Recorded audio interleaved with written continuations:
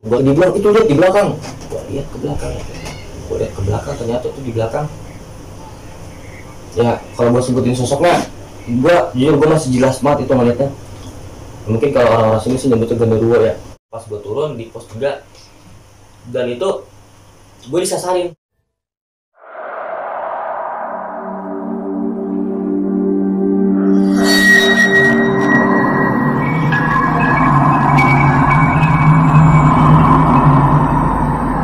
Tuh pas masak ada temen gue namanya si Aderan. Dia itu posisi dia dibandingkan sama gue kan lagi pada masak kan, lagi pada ngumpul lah masak. Dia sendirian enggak, dia tuh nyender di pohon. Gue masih inget banget, dia nyender kalau nggak salah kayak gini posisinya, nyender di pohon. Gak lama tuh kayak ada suara rusuk kayak gitu, jadi kayak orang apa sih di semak-semak gitu. Dan dia kaget, dia loncat kan ada temen gue kan namanya si Otet. Dia loncat ke si Otet tuh langsung kayak panik, kata dia tet kata dia gitu ke si Otet. Ya gue juga kan langsung panik kan, kata gue lu ngapa kata gue gitu. Dibilang itu lihat di belakang, gue lihat ke belakang, ternyata tuh di belakang. Ya kalau gue sebutin sosoknya, gue jujur gue masih jelas banget itu ngeliatnya. Mungkin kalau orang-orang sini sih nyebutnya genderuwo ya. Itu tuh dia tingginya sekitar 2 meter, badannya lebar, ada taringnya, matanya merah. Itu tuh dia di belakang temen gue pisan itu, temen gue yang si Aderan itu dia di belakang dia. Dan gue kan nama yang sakit itu gue tenangin lah ya kan, namanya cewek gue tenangin, nama gue ajak ngobrol. Padahal di situ gue masih takut buat gue jujur. Gue lebih baik ketemu ular kayak gitu, lebih baik ketemu gituan dibandingin sama ketemu setan. Gue lebih takut kalau setan, bener gue orangnya kalau begitu nggak ada. Nah pas kayak gitu, itu bener-bener gue pertama kali ngeliat gituan di gunung, jelas banget kan. Kalau gunung mungkin emang tempat dia ya, itu jelas banget. Mungkin kalau dimeterin yang tadi gue bilang tingginya 2 meter, lebarnya ada nih lebar segini, badannya berbulu. Lu tau King Kong nggak? Nah pokoknya kayak gitulah, kayak King Kong. Ya, kayak gitu, ada calingnya, matanya merah. Udah kan disitu gue berusaha tenang, soalnya temen gue yang senior ini kayak ngeliat gue tuh kayak nyuruh gue tenang. Di situ gue ngajak ngobrol si cewek ini udah selesai kan. Pokoknya pas lagi makan gue nengok nggak ada gitu, si genderuwonya itu hilang. Udah gue makan lagi, gue nengok lagi, ada dia di belakang pohon. Jadi gue ngeliat itu setengah badan segininya ketutupan pohon, segininya. Udah itu yang gue lihat. Dan itu gue masih deg-degan, gue bingung kenapa dia nggak pergi ya kan. Udah tuh gue lanjut makan, abis makan gue lihat dia lagi jongkok di belakang keril. Genderuwo jongkok di belakang keril. Itu jongkoknya aja gede banget, gue nggak bohong. Dia jongkok kan kalau misalkan keril ukuran 60 liter plus lah, 75an. Kalau dibandingkan sama kita jongkok kan mungkin kita mah cuma ke bagian pala doang kan yang kelihatan. Kalau dia segini kelihatan. Itu dia lagi jongkok, bener-bener gede itu. Gue nggak bohong, bener-bener gede. Ya kan akhirnya temen gue bilang udah lanjut pelan-pelan, pikiran jangan sampai kosong, kata temen gue gitu. Nah di situ posisi gue jadi leader, gue di depan, posisi gue paling depan. Jujur sebenarnya gue takut, soalnya apa? Itu pertama kali gue naik gunung, gue ketemu trek malam, gue paling depan. Soalnya gini kan, kalau paling depan ya, kalau gue nyasar semuanya nyasar, ikut gue. Tuh kalau paling belakang. Tapi kata teman gue yang di belakang itu sweeper, dia bilang udah jalan pelan-pelan, kata dia gitu. Dia kayak maksain gitu kan. Udah kata gue, dan di situ gue posisi kan gue 8 orang, turun duluan tuh ada 3, gue tinggal 5, kalau nggak 5 tahun malam gue lupa. Tinggal 5, yang megang center itu cuman gue paling depan sama temen gue yang sweeper itu di belakang, itu di megang center. Jadi semuanya itu nggak ada megang center, cuma 2 doang center. Dan gue aja pakai center HP. Nah di situ gue udah mulai sugesti lagi, pikiran gue mulai sugesti. Gue nggak bisa positif. Pemikiran gue tuh pasti negatif semua, nggak bisa positif. Ya mungkin karena gue ngeliat duluan kali, gue nggak tahu tadi ya.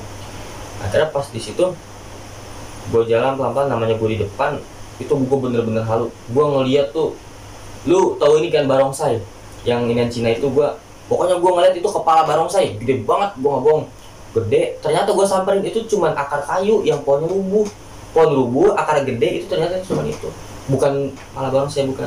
Dan itu sepanjang jalan namanya gue paling depan, itu banyak banget kayak sekelebatan pada lewat, itu jelas banget, gue nggak bohong. Ada yang terbang, ada yang gede, pokoknya semuanya hitam itu warnanya, jadi pada lewat depan gue. Dan di situ pas gue nyampe pos 3, suasana makin oke lah, makin mantap, suasananya makin mencekam. Ya mungkin lu juga tau lah kalau pos 3 Gunung Gede Pia Putri itu mantep. Oke, jadi pas gua OTW turun dari ke pos 3, abis makan gue ke pos 3, nyampe lah gue di pos 3, gue nyampe di pos 3. Dan itu dari mulai gue ketemu malam sampai pos 3 itu bener-bener gue dihajar sama yang namanya sekelebatan, pemikiran-pemikiran yang kurang ini. Gue aja nggak bisa nenangin diri gue sendiri, nggak bisa. Soalnya apa ya, gue ya mungkin ya lu juga tahu kan kayak gimana tuh kalau pos 3 itu namanya Lawas Keteng. Dan itu kata warga setempat ternyata itu adalah gerbang goibnya. Gerbang goib Gunung Gede itu ada di pos 3. Gerbang goib Gunung Gede itu di pos 3. Dan situ gue bener-bener ngeliat banyak sosok, entah itu kuntilanak, entah itu genderuwo, entah itu anak genderuwo. Kalau anak genderuwo yang ada tanduka kan, ada tanduka kecil dia, hitam matanya merah, ada calinya juga. Dan di situ gue bener-bener sampai turun gue diajarin namanya kayak gitu, namanya sama sosok-sosok kayak gitu. Dan ternyata temen gue yang suruh dari keluar rumah sakit ini di Indigo, ternyata di Indigo. Jadi tanpa gue ngomong pun dia udah tahu. Padahal harapan gue di hati gue tuh, gue nggak mau lu tahu kalau ada ginian. Ternyata dia udah tahu sebelum gue, dia udah tahu duluan. Gue nggak ngeliat, dia udah ngeliat. Ya mungkin lu tahu kan namanya anak Indigo itu kayak gimana kan. Nah udah kan pas di situ di pos 3 sepi banget, nggak ada yang ngecamp. Dan namanya kondisi masih pandemi kan, begitu yang naik dibatasin itu di pos 3 sepi banget, nggak ada orang. Dan gue di pos 3 itu kalau nggak salah jam 9 malam. Bener-bener itu gue dapet mistisnya itu pas gue turun. Itu bener-bener dapat banget mistisnya gue pas gue turun di pos 3. Dan itu gue disasarin, gue disasarin kan. Di situ posisi gue yang menjadi leader kan, gue di depan. Pas naik itu gue inget, naik itu track gue kayak gini, misalkan pas naik tuh track gue kayak naik ke atas tuh, track gue ke atas. Tapi kenapa pas gue turun tuh gue kayak mengkol. Dan itu di pinggir gue tuh, di kiri gue jurang. Dan gue sempet ngeliat di bawah jurang itu ada keril warna biru. Ada keril warna biru di bawah jurang. Nah pokoknya gitu. Dan gue ngeliat ada 3 orang di depan gue, 3 orang megang senter. Gue panggilin sama gue, ya bahasa pendaki lah kan, kalau di gunung buat akrab sama orang kayak oi kayak gitu kan. Gue panggilin kayak gitu, dia nggak nyaut, dia tetap jalan. 3 orang, gue jelas banget gue ngeliat dia megang senter 3 orang. Akhirnya gue panggilin, ada kali 4 kali lebih gue panggilin. Kata temen gue, jangan, kata temen gue gitu, ikutin aja kata dia gitu. Gue ikutin kan, dia lewat mana gue ikutin lewat mana. Ternyata gue disesatin. Dan lo tau nggak, itu yang gue pikir orang, ternyata itu tuh cuma punang-punang. Itu cuma punang-punang.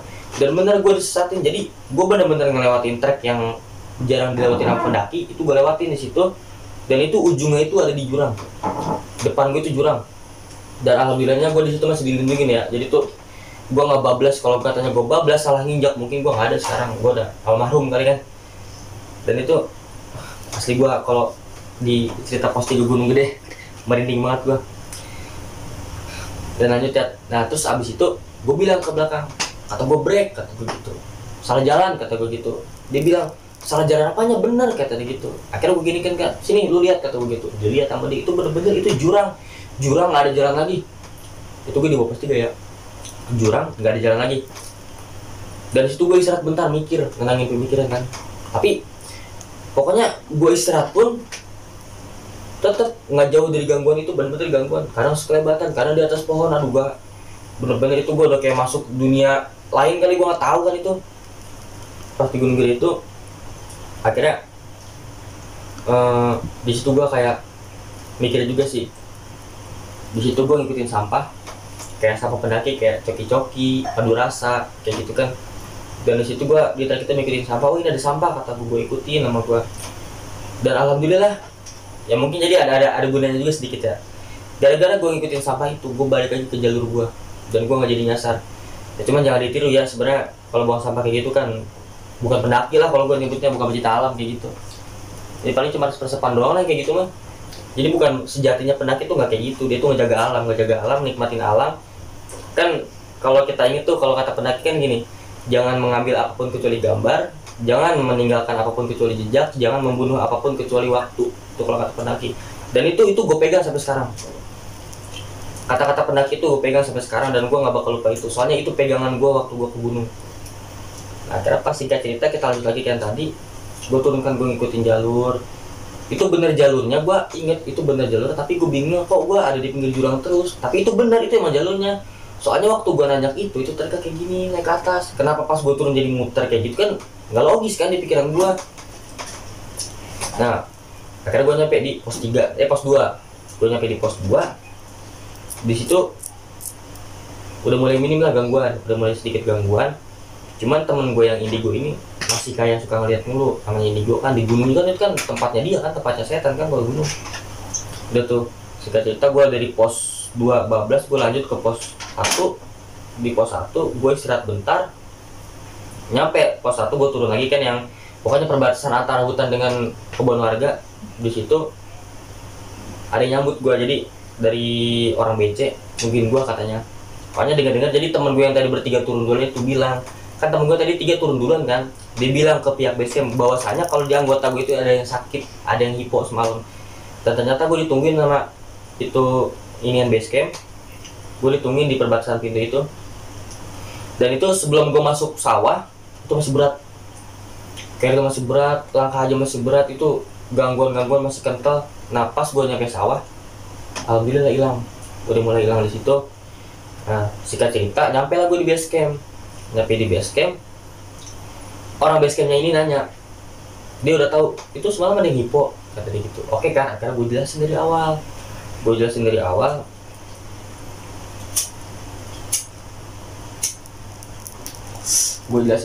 ke orang BC itu. Kata gue iya ada yang hipo, soalnya ada yang baru keluar dari rumah sakit, gue bilang gitu aja kan. Dan dia maklumi, malah dia ngomong kayak gini, atau kenapa nggak minta HT aja kan emang biasa dikasih HT, dikasih pinjam. Cuma di situ gue nggak kepikiran, atau kenapa tadi nggak bawa HT aja buat ngabarin. Gue bilang aja nggak tahu sih, saya aja nggak tahu kejadiannya bakal kayak gini. Nah pas di situ tuh akhirnya kan gue mulai cerita kan. Pertama yang gue tanyain itu ke teman gue yang bisa itu, gue penasaran dia tidur di mana, sedangkan prem tenda di gue, dia cuma tenda. Gue tanya kan akhirnya, kata gue lu tidur di mana, kata gue gitu. Dia bilang gue tidur di matras, kata gitu, kiri kanan gue pohon. Tenda gimana, gue jadiin selimut. Tenda gue jadiin selimut. Dan itu bener-bener dingin banget, kata dia. Gue setiap malam tuh menggigil mulu. Ya emang gue wajarin di situ posisi dingin. Dia tuh tidur nggak pakai tenda. Soalnya gini, mau ngedirin tenda premnya di gue. Dan dia cuma pakai matras, alasnya matras, atasnya udah langsung ke langit. Atasnya nggak ada kayak halangan lagi, nggak ada. Tenda aja itu, tenda cuma dibikin selimut sama dia. Tenda dibikin selimut sama dia. Temen gue bilang gini, gila ini gue pemula udah kayak tataran TNI. Kayak gitu. Soalnya apa yang bener-bener sih, yang bener-bener gue juga ngerasain segitu. Gue yang di dalam tenda gue menderita, apalagi dia yang di luar tenda ya kan. Nah udah kan akhirnya gue jelasin kan, akhirnya kata gue nggak bisa buru-buru, tadi namanya orang sakit kan, gue nggak mungkin kan ninggalin dia. Kalau lu mau sebenarnya gue bisa aja, lu nyampe nggak lama gue nyampe, gue bisa aja, kata gue gitu. Gue ngikutin orang, lu cepet gue cepet, lu lama gue lama, kata gue gitu. Gue ngikutin orangnya. Cuman kan gak mungkin kalau ini cewek gue tinggalin, kata gue gitu. Pasti gue temenin sampai mana juga. Soalnya apa? Ini tanggung jawab gue, kata gue gitu. Tanggung jawab gue. Udah tuh pas abis di situ, akhirnya temen gue yang kan ada cewek gue, yang satu lagi tuh, yang si Sri namanya, dia bilang gini, kata dia, tuh tadi sebenarnya gara-gara ada gitu tuh, tadi gue pas lagi pipis buang air kecil di surkan. Pertama dia nggak halangan, pas dia pipis itu langsung halangan. Jadi sedikit banyak darah dari haidnya dia ini nyentuh tanah. Dan menurut ya kayak yang informasi gue dapet, ternyata kalau genderuwo itu paling suka sama darah menstruasinya perawan, kalau genderuwo. Dan situ gue langsung ngedon. Oh jadi lu yang makanya ada genderuwo tuh jadi karena temen gue yang haid ini, jadi di genderuwo itu ngikutin nyium darah lah. Dan di situ akhirnya gue udah nyampe BC, gue cerita sedikit. Temen gue ini cewek 2 pucat mukanya, dan itu tuh pas kayak gitu dia istirahat segala macem, bener-bener itu pucat. Soalnya apa ya, mungkin buat lu yang udah pernah ke Gunung Gede Pia Putri, lu tahu kan, pokoknya nggak ada landainya lah. Lu nemu landai 2 meter aja udah bersyukur banget. Jalan landai, lu misalkan nemu landai nih 2 meter aja bersyukur banget. Gue kayak gitu, ada landai 2 meter jalan landai, alhamdulillah kata gue landai. Soalnya jalurnya itu nggak ada landainya, kayak gini. Aduh, gue nggak habis pikir gue kalau sama jalur Gunung Putri itu. Nah pas di situ ternyata gangguan tuh ada beberapa temen gue. Pokoknya gue udah pulang ya, singkat cerita gue udah pulang ke rumah. Cewek udah pada gue anterin satu-satu, udah nyampe rumahnya masing-masing lah. tinggal gue kan, gue belum nyampe rumah. Pas gue nyampe rumah gue langsung WA, gimana semuanya aman, kata gue gitu. Kata dia alhamdulillah aman. Udah di situ baru gue lega. Pas gue lega, terus itu gue banyak pelajaran tuh dari pendakian pertama gue. Dan gue pikir tuh gangguan, udahlah, cuman mungkin pas di gunung doang gangguannya, ternyata enggak. Ada beberapa teman gue yang di rumahnya digangguin. Dia bilang, lu digangguin sama apa? Nggak tahu, kata dia setan gunung, kata dia gitu. Jin dari gunung ngikutin gue, kata dia gitu.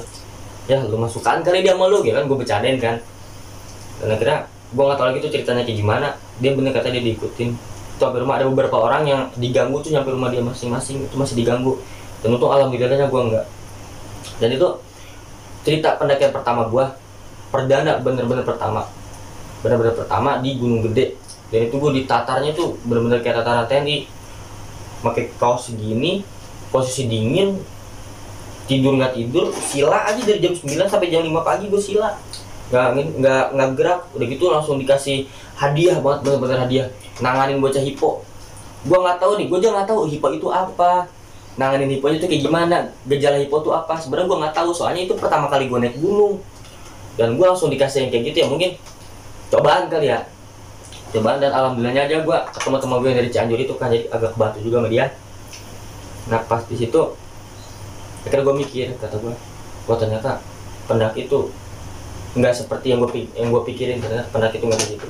Dan gue di situ ngerasain banget solidaritas pendaki, terus sama kayak kebersamaannya, sama kayak kekompakannya, itu gue bener-bener ngerasain. Jadi yang ego pun yang di gunung tuh, yang egois bakal egois, yang marah bakal marah-marah, yang sabar bakal sabar. Tapi pas turun gunung itu semuanya bakal biasa-biasa lagi. Dan itu pendakian pertama gue di Gunung Gede. Dan gue di atas aja nggak dapat apa-apa, gue cuma dapat tembok, kabut. Di atas nggak dapat apa, gue cuma dapat kabut. Udah akhirnya pas gue nyampe rumah, gue cerita ke temen gue, udah kayak gitu. Jadi tuh pertama kenapa genderuwo itu ngikutin, karena temen gue haidnya itu darahnya itu sedikit banyak kan, karena tanah surya kencana. Orang dari lagi pipis buang air kecil ternyata keluar, ya kan otomatis kan pasti ngikut kan gituan kan. Nah itu pas gue dikencan di alun-alun surya kencana itu kayak gitu. Kayak mungkin itu aja kali ya cerita pendakian gue pertama gue di Gunung Gede.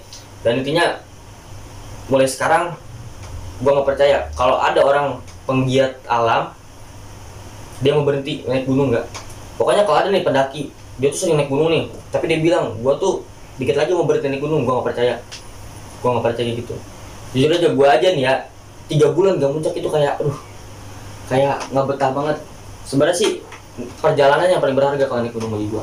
Perjalanannya berharga banget, dan disitu gue bisa tahu sifat seseorang, terus bisa ngerasain bener-bener sama orang lain, sama orang yang baru kenal itu kayak keluarga sendiri di gunung. Dan sampai sekarang gue keracunan gue. Dan gue sampai sekarang bingung gimana cara biar berhenti naik gunung. Gak bisa adanya. Itu cerita pendakian gue pertama di Gunung Gede. Oke, jadi yang tadi gue sebutin itu adalah cerita pendakian pertama gue di Gunung Gede. Dan itu gue bener-bener ngerasa kayak yang tadinya gue takut sama gunung, gue takut naik gunung, gue nggak berani masuk hutan. Nah, gara-gara itu gue banyak pemikiran kayak gitu hilang semua dah. Sampai sekarang gue masih jadi kecanduan, gue masih kagak bisa gue ngelepasin racun itu pas lagi naik gunung. Sampai sekarang gue nggak bisa. Itu yang dibilang capek tapi nagih. Ya, benar. Capek tapi nagih. Oke, mungkin itu cerita dari Bang Haji. Itu cerita dari Bang Haji. Pengalaman Bang Haji pertama kali naik Gunung Gede tahun 2020 ya, 2020. Nah, itu pengalaman pertamanya. Ini menarik Ji, menurut gue menarik banget Ji. Terutama tentang kepribadian lu Ji. Gue salut. Emang kalau jujur aja, kalau gue kenal Adi juga memang udah lama ya. Udah lama, juga tahu karakternya dia. Kesekawanannya gue tahu kayak gimana. Makanya yang gak heran juga sih gue dengar dia peduli sama temennya. Dia gak mementingin diri sendiri. Itu salut lah pokoknya. Itu satu pertanyaan ini. Ya, boleh Bang. Bukan satu sih sebenarnya, ada beberapa pertanyaan yang menurut gue menarik untuk mau 10 juga Bang. Oh iya. Untuk temennya sendiri itu yang indigo itu dia tuh emang kata ngomong awalnya dia itu indigo. Nggak pernah bilang di indigo. Terus dia nggak lihat sesuatu juga dia nggak pernah ngomong gitu. Nggak pernah ngomong. Itu gue selalu sama dia kayak gitu. Jadi dia nyimpan sendiri. Ya mungkin kalau misalkan dia cerita dari awal kalau dia indigo, ya mungkin gue bisa jadi gue turun lagi nggak jadi. Itu gue selalu sama dia kayak gitu. Dia ngeliat pun dia nggak bilang siapa-siapa, dia tahu sendiri. Nggak temen gue yang Digo kayak gitu. Nah terus yang kedua nih Ji, yang lu kan belum pernah tahu, belum pernah ada pengalaman untuk nanganin orang hipo gitu kan. Tapi lu bisa dibilang cekatan Ji, lu cekatan. Maksudnya lu peka. Biarpun lu nggak paham ngatasinnya, tapi lu peka kan? Iya. Lu langsung nyari bantuan dari ini. Nah, menurut lu waktu itu penanganannya kayak gimana sih? Penanganan waktu itu, pertama. Ya mungkin kalau misalkan masih gua salah mbak, kalau misalkan ada yang tahu bisa dikoreksi lah ya. Jadi tuh gini, waktu gua nanganin hipo, yang pertama hipo itu kan temen gue pertama itu ditanganinya sama temen gue yang dari Cianjur yang udah punya istri, itu ditangani sama dia. Dia bilang kayak gini, jangan panik, tenang katanya gitu. Dan kalau bisa yang hipo tuh jangan sampai kena hawa dingin sedikit pun, kan dia ngomong gitu. Ya akhirnya kalau gue inget itu sleeping bag 8 lapis, itu bulu semua polar di temen gue yang hipo ini. Dia bilang kayak gitu. Dan intinya kalau dia sadar jangan, pokoknya lu ajakin ngomong aja, jangan sampai dia halu lagi kayak gitu. Soalnya kalau orang hipo dia halu pemikirannya, dan semua badannya mati kayak gitu, cuma jantung doang yang hidup katanya gitu. Dia bisa ngedengar kita, cuma dia nggak bisa nyautin kita, soalnya pemikiran dia halu, dia nggak normal ininya. Dan lagi pas gue pertama nangan gue ngikutin kayak gitu. Pokoknya oke Ji, masalah hipo itu Ji ya, hipotensi itu kan penyakit, bisa dibilang penyakit ketinggian, kehilangan panas tubuh ya. Benar. Kehilangan panas tubuh. Kalau dia sadar sebenarnya gampang Ji. Kalau dia sadar itu kasih aja makanan, jadi dia tuh hawa panas tubuhnya tuh keluar harusnya. Tapi ini udah cukup sih sebenarnya, udah cukup pengalaman lu ya buat nanganin orang hipo, dan itu cukup baik lah penanganannya. Jadi itu gue masih ingat bang, itu lucu nih kalau bagi gue. Jadi pas temen gue hipo ini, dia tuh gue suapin sama tolak angin. Itu bener, gue nggak bohong, gue panik, gue nyuapin. Dia itu nyuapin bukan ke mulut, ke hidung. Jadi kan dia depan gue, ya kata gue udah panik. Ini kata gue, tolak angin lu minum. Dia nggak bisa ngomong apa-apa. Akhirnya mulutnya gue giniin kan, buat minum itu tolak angin, tapi gue nyuapinnya bukan ke mulut, ke hidung bang. Gue masukin ke hidung. Akhirnya dia sadar, itu hidung gue perih kata dia. Tolak angin. Buat menyadarkan. Parah sih itu. Ya itu karena minim pengetahuan juga kan. Minim pengetahuan. Gue bilang pertama kan. Lu perdana gitu. Oke, untuk penanganan itu juga sebenarnya udah bagus sih, udah berhasil ya. Terus pertanyaan ketiga nih Ji, yang waktu lu halu, terus lu melihat rumah gede gitu. Karena gue juga gini Ji, gue juga dulu bukan halu sebenarnya. Kalau gue bilang, gue tuh nggak ada kondisi capek sebenarnya, nggak kondisi capek, tapi gue ngelihat sesuatu gitu kan. Nah yang lu rasa itu emang lu dalam keadaan capek, pikiran lagi layang-layang apa gimana, yang betul halusinasi, atau memang yang lu lihat itu nyata gitu. Jadi kalau misalkan dibilang karena capek, wajar. Namanya naik gunung, pertama gue capek. Yang kedua, posisi otak gue itu lagi nggak tenang apa? Karena gue kepisah sama temen gue itu, gue nggak tenang. Dan itu gue bener-bener ngeliat rumah. Bahkan kalau misalkan otak gue bisa digambarin ya bang ya, digambarin. Itu gue jelas banget ngeliat rumah tingkat dua biji rumah. Kiri kanan, ini yang hijau, ini yang biru, 2 tingkat, rumahnya gede banget, gue kagak bohong, gede. Akhirnya sampai semangat, sampai gue gandeng dia. Kata gue kan si Sri, ayo Sri ikut gue, kata gue gitu. Kemana? Itu ada rumah, kata gue gitu. Sampai gue gandeng. Gimana sih gue gandeng itu setengah maksa. Ayo ikut gue ke rumah, setengah hari. Ikut gue ke rumah, kata gue gitu. Mana rumah Ji, kata gitu. Itu rumah di depan. Dan si ceweknya ini bingung. Kalau gue rasa dia bingung. Dia nggak ngomong apa-apa. Udah dia ikut gue aja. Pas gue nyampe situ ternyata itu bukan rumah, cuma tenda. Tendanya itu warna hijau sama warna biru. Tenda. Jadi mungkin terbentuk di pikiran lu itu, iya, itu rumah. Gitu. Karena ya mungkin halusinasi. Karena kondisi capek juga banyak pikiran. Maksudnya pikiran tuh pecah-pecah. Kepecah bener. Pecah-pecah, jadi tercipta halusinasi gitu. Dan gue juga tuh pernah sih. Kalau gue emang nggak ngerasa capek, nggak ngerasa halusinasi. Tapi gue ngeliat tenda di itu di teman gue pas waktu di Tanah Merah. Dulu Tanah Merah itu kan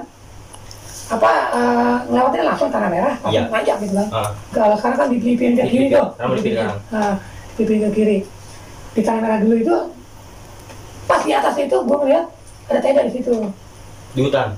Iya di hutan. Nggak mungkin bang. Pas di atas ya kan dulu kan gue pertama kali sih. Itu pertama kali gue naik gunung. Waktu sama Bang Arya ya, Arya Sena. Itu gue ngomong, tuh ada tenda tuh. Gue ngeliat ada orangnya yang bolak balik. Ada orangnya. Ada orang yang bolak balik ya. Ini jelas nggak tuh orang? Jelas, demi Allah gue melihat jelas tendanya, nggak jelas orangnya gitu kan yang bolak balik gitu kan. Kayak lagi ngapain gitu kan. Gue tunjuk terus ya sama temen gue, sama Bang Arya nih. Dia sepak tangan gue, kus kan. Udah diem aja kan. Gak usah ngomong apa-apa kan. Kan gue bingung ya. Maksudnya apaan sih gitu kan. Maksudnya apaan? Itu gue nggak jelas itu tenda udah diem aja kan. Udah kita lanjut lagi naik nih. Kan Tanah Merah itu kan landai, Iya. terus langsung nanjak gitu ya. Kalau dulu kayak gitu, kalau Dulu sekarang kan kayak gitu, kalau sekarang lipir, Pengolin kan. lebih landai. Kalau dulu kan datar langsung nanjak begini ya. Nah pas nanjak itu pas sampai ke atas, gak ada tenda aja gue baru nggak tuh. Gue baru nggak, iya gak ada tenda di sini. Gue nengok kiri kanan gitu kan, terus lihat ini sama temen gue itu, sama Bang Arya itu langsung begini kan, udah jalan aja terus katanya. Dan itu menurut gue itu bukan halusinasi. Kalau gue ya, itu benar-benar jelas gue ngeliat karena gue dalam keadaan belum capek karena masih Tanah Merah. Masih nyampe. Pas 1 aja belum kan? Belum. Pas 1 aja belum masih fisik gue juga masih lumayan prima gitu. Tapi kalau lu menurut pengalaman lu ini berarti itu semacam halusinasi ya berarti. Soalnya yang gue lihat tuh banyak, bukan tenda doang. Yang gue bilang gue ngeliat akar pohon tumbang aja kayak kepala barongsai. Dan kadang-kadang gue ngeliat kuntilanak. Tapi gue ingat, misalkan gue lihat sini ke depan, di samping gue ada jelas putih, rambutnya panjang, gue nengok nggak ada. Nggak tahu halu nggak tahu. Kalau itu mungkin sejadi itu bukan halusinasi ya, tapi betul. Karena kalau ketika kita ngeliatin langsung, kadang suka nggak kelihatan. Tapi kalau kita lihat sini tapi dia ada di sini, kadang suka kelihatan. Suka kelihatan. Betul banget. Jadi pertanyaan keempat nih. Apa nih? Setelah turun berarti kan pasti lo ngalamin hamis itu kan setelah turun ya berarti ya, setelah turun. Nah pas turun itu selama dari Lawang Seketeng ya berarti Lawang Seketeng ya. Seketeng apa Seketeng ya? Seketeng ya. Seketeng bukan S. Nah, Seketeng. Lawang Seketeng itu pos 3 berarti mau ke Lugut. Iya, Butut Tutung. Butut Tutung ya, mau ke Butut Tutung. Pos 2. Pos 2. Dari situ sampai ke berarti dari pos 3 sampai ke bawah. Digangguinnya? Enggak, kalau mulai digangguin sebenarnya pas di Simpang Malebet itu udah digangguin. Oh, digangguin. Tapi belum parah. Belum parah, lebih parahnya itu pas di pos 3 parah. Pos 3. Terus sampai gue turun, pokoknya hilang itu gangguan hilang itu pas gue masuk ke sawah, ke kebun kan itu kalau udah kegede ada kan kayak tanaman-tanaman petani, warga sekitar kan. Nah udah masuk situ baru digangguin, udah hilang gangguannya. Itu otomatis badan enteng. Oh jadi lo rasanya badan berat gitu? Berat, bener-bener berat. Itu biasa memang. Biasanya kalau gue dulu ngalamin kalau kita di belakang di naik malam atau enggak turun malam, ya sweeper ya.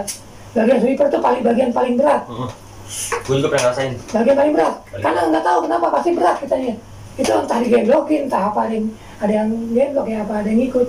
Itu pasti berat. Dan gue selalu berantem dulu sama Bang Arya masalah itu. Kalau masalah dia leader, gue sweeper gitu. Gantian. Gantian bos gitu, gantian.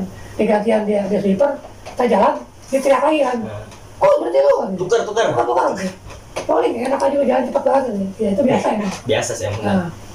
Nah kalau di belakang itu paling berat, sedangkan depan itu paling enteng jalan. Iya benar. Nah, yang menarik pertanyaan gue ini sebenarnya pas yang di Lawang Seketeng ini kan bisa dibilang lu ngelihat sosok genderuwo itu ya, itu jelas banget. Jelas. Itu pertama kali gue ngeliat setan bang. Pertama kali ngeliat genderuwo ada, kalau setan sih sekitar rumah gue banyak. Kalau tempat gue kan pernah dulu. Pertama kali gue ngeliat genderuwo jelas banget itu di situ. Bener-bener jelas. Itu gue masih jujur ya, sekarang aja wajah genderuwo itu masih bayang-bayang. Matanya merah, berbulu, ada talinya. Ada talinya. Oh talinya ke bawah gini, ke bawah atas. Itu bener-bener gue. Menarik banget. Kita dari Aji ya, sahabat gue ini.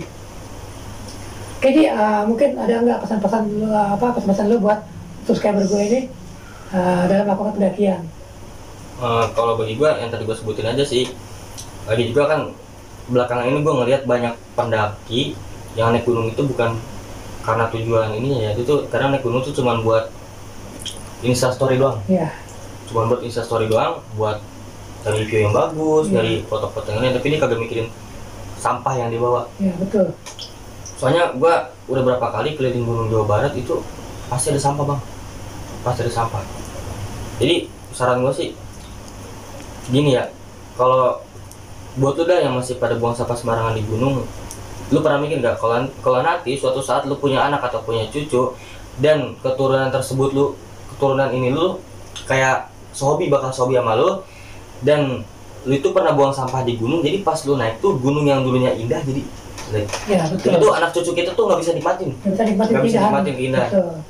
Ini yang sebenarnya sampah sesungguhnya ini adalah orang-orang yang nggak memikirkan alam, nggak memikirkan kelestarian alam dengan memetik edelweiss misalkan, memetik edelweiss atau membuang sampah sembarangan.